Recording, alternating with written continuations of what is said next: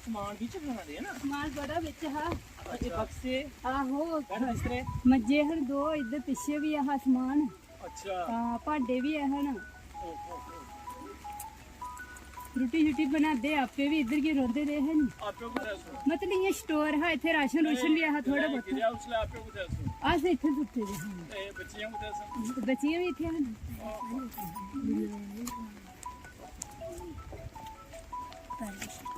अच्छा आप थोड़ा मुंडा ना इस समय हम आए हैं कड़ोल में ही, बम्बलिया में ही।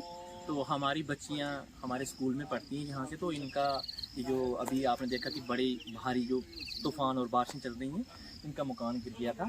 तो ये बच्चियां स्कूल नहीं आ रही थी, तो हम आए, मेरे साथ हेड सर आए हैं। तो हम आए इनके घर में, क्योंकि हमारा फ़र्ज़ बन जाता है, ये जो हमारे बच्चे हैं, हमारी बच्चियां हैं, इनके दुख सुख में हम शामिल हों। क्योंकि हमारे बच्चे ये बहुत अच्छी पढ़ने वाली बच्चियां हैं। तो हमने सोचा कि क्यों ना हम इनके घर जाकर, और हमें ना बच्चे किस किस हालात से निकल के आते हैं, हमें ये उनके साथ ही उनको देख लेना चाहिए, उनके हालात क्या हैं, किस हालात में बैठ के पढ़ते हैं। ये हमारा फ़र्ज़ बन जाता है, और हम चाहते हैं कि हम अपनी तरफ से इन बच्चियों की पढ़ाई में मदद करें, ताकि ये बच्चियाँ कल देश का नाम रोशन करें।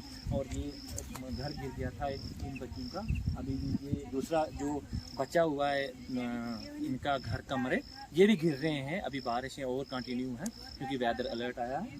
तो हमें लगा कि बीइंग अ टीचर जो हमारा फ़र्ज़ बनता है, हमारे हेड मास्टर जो हैं श्री रतनलाल चौधरी जी की, इनकी ही सुपरविज़न में हम काम कर रहे हैं। तो इन्होंने बोला कि हम बच्चियों के घर में चलते हैं और बच्चियों को भी स्कूल लाएंगे, और हम बच्चियों के साथ हमदर्दी भी हम इस टाइम पेश करें, और हम उनकी हेल्प भी करें, ताकि उनकी पढ़ाई सफ़र ना हो और ये बच्ची अच्छी तरह से पढ़ाई करें। हमारी ये बच्चियाँ हैं स्कूल की, तो इनका जो रहने वाला घर था ये गिर गया।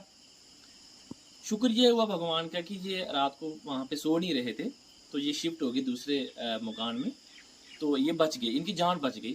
चलो भगवान का शुक्र है कि जान बची, 100 लाखों पाए।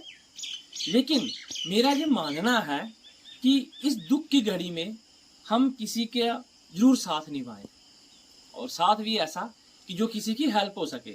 मुझे तो ये लगता है कि हम जो गांव वाले हैं सभी लोग, अगर किसी पे ऐसी कोई विपदा आती है, तो हमें सभी को मिलकर योगदान करना चाहिए, और उसको स्टैंड करने में मतलब हेल्प करनी चाहिए। मैं आपको बताता हूँ, और ऐसी दुख की घड़ी में किसी के पास जरूर शामिल होना चाहिए। मैं आपको एक बात बताता हूँ, जैसे मानिए कि किसी के घर में मृत्यु हो जाती है किसी की, तो लोग वहाँ पे वो शोक व्यक्त करने के लिए जाते हैं। अब लोग जाते हैं वहाँ पे, अब कोई हज़ारों के हिसाब से लोग आ रहे हैं, वो जिंदा तो उसको कर सकते नहीं है, जो आदमी चला गया उसको जिंदा तो कर नहीं सकेंगे। लेकिन फिर भी जब अपने रिश्तेदार दोस्त उससे मिलने आते हैं, तो ज़रूर उस दुख की घड़ी में वो उसका जो दिल होता है वो आगे पीछे लगता है, और वो उसका समय थोड़ा आसानी से निकल जाता है। ये एक मतलब रिवाज बना हुआ है कि ऐसी दुख की घड़ी में हम शामिल हों, और किसी की खुशी की घड़ी में भी हम शामिल होते हैं। हमें लगा कि जैसे हमारे स्कूल के बच्चे हैं, ये बड़े मासूम से बच्चे हैं, मासूम से चेहरे हैं। इन चेहरों में ना अब ध्यान से देखोगे तो आपको भगवान नजर आएगा। तो हमें लगा कि हमारे जो स्कूल की बच्चियां हैं, तो इनके घर में ऐसी विपदा ये आई है, इनका मकान गिर गया है, गरीब लोग हैं, गरीब बच्चे हैं। तो हेड मास्टर सर जो हमारे बहुत ही एक अच्छे ऑफिसर तो है ही हैं, लेकिन एक बहुत अच्छे इंसान हैं। तो इन्होंने कहा कि हरनाम जी हमें वहाँ पे जाना चाहिए, और बच्चियों के पास हमें और उनके माता पिता के पास हम बैठेंगे और देखेंगे कि जो संभव होगा अपनी